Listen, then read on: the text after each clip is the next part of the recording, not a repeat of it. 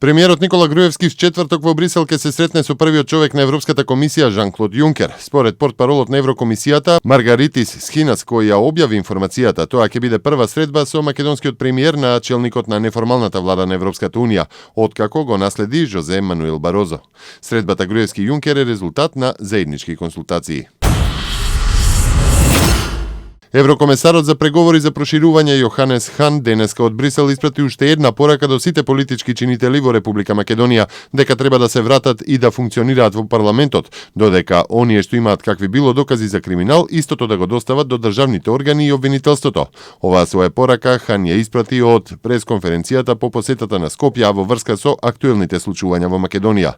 Секогаш барам сите партнери да го решат овој конфликт со почитување на основните принципи на владењето на правото, а ако има какви материјали што обвинуваат дека има криминално влијание или нешто такво, треба да се достават до оние кои што се на власт, а тоа е обвинителството и судскиот систем, кој треба ова да го проследи на адекватен, независен и транспарентен начин, истакна Хан.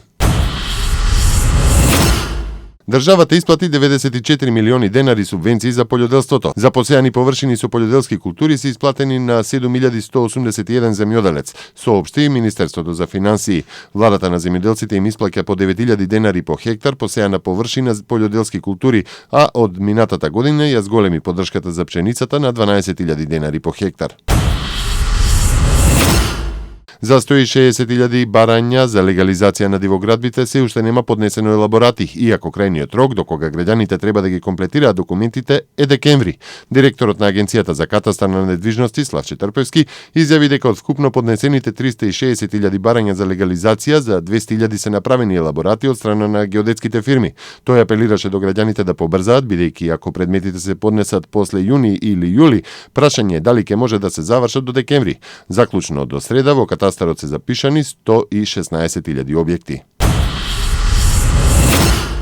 Министерката за внатрешни работи Гордана Јанкуловска, која учествува на самитот за сузбивање на екстремизмот што се одржува во Вашингтон, изјави дека 14 македонски државјани досега били убиени во борбите во Сирија, што е загрижувачки податок. Средбата под покровителство на американскиот председател Барак Обама беше свикана како одговор на се подраматичните злосторства кои се вршат на Блискиот Исток, во Сирија, Ирак и Либија, од страна на терористичките групи како Исламска држава.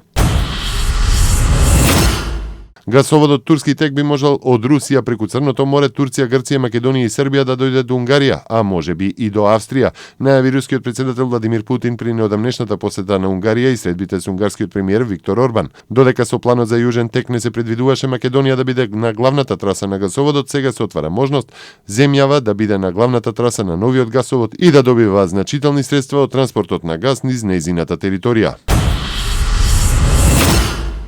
Работната група на еврото во моментов го разгледува грчкото барање за 6-месечно продолжување на договорот за кредит за да можат земите членки да одлучат дали е задоволувачки и кои се помалку задоволувачки делови кои ќе треба подетално да бидат елаборирани.